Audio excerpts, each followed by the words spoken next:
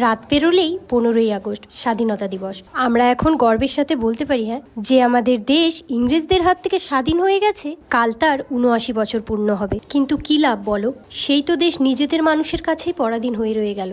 এখনো দেশে অনেক মানুষ আছে যারা না খেয়ে ক্ষুধার্ত হয়ে থাকে। সরকারি হসপিটালে ভালো করে চিকিৎসা হয় না, স্কুল কলেজে ভালো মতন পড়াশোনা হয় না, রাস্তাঘাটের অবস্থা প্রচুর খারাপ, বৃষ্টির দিনে জল জমে থাকে, রাস্তা ভাঙা থাকে, গভর্নমেন্টের কাছে চাকরি নেই, প্রাইভেট স্কুল কলেজ হসপিটাল সবকিছুরই সেবা পরিষেবা ভালো। তোমাদের আমাদের মতন গরিব মানুষদেরই সব সমস্যা ফেস করতে হয়। আসলে আমাদের ইন্ডিয়াতে টাকা না থাকলে কিছুই হয় না। মাঝে মাঝে আমার যেন মনে হয় যে যারা আমাদের দেশের জন্য লড়েছে, রক্ত দিয়েছে, তাদের এত কিছু করাটাই বৃথা। কেন জানো, আজকাল অনেক বড় বড় মানুষের মুখে শোনা যায় আমাদের দেশের যারা বীর ছিল তারা নাকি আমাদের দেশের জন্য কিছুই করেনি। আচ্ছা, তোমার কি মনে হয় নেতাজি, ক্ষুদিরাম, ভগৎ সিং, ছত্রপতি শিবাজি, বিনয় বাদল দীনেশ, সর্দার বল্লভভাই পটেল, রানী লক্ষ্মীবাই, জওহরলাল নেহরু, ডক্টর বি.আর. আম্বেদকর, মহাত্মা গান্ধী, তারা কি আমাদের দেশের জন্য কিছুই করেনি? তাই এ দেশের রাজনীতি আমার একদম পছন্দ না। তাই নিজেকে একবার প্রশ্ন করো, তুমি ইন্ডিপেন্ডেন্ট কিনা।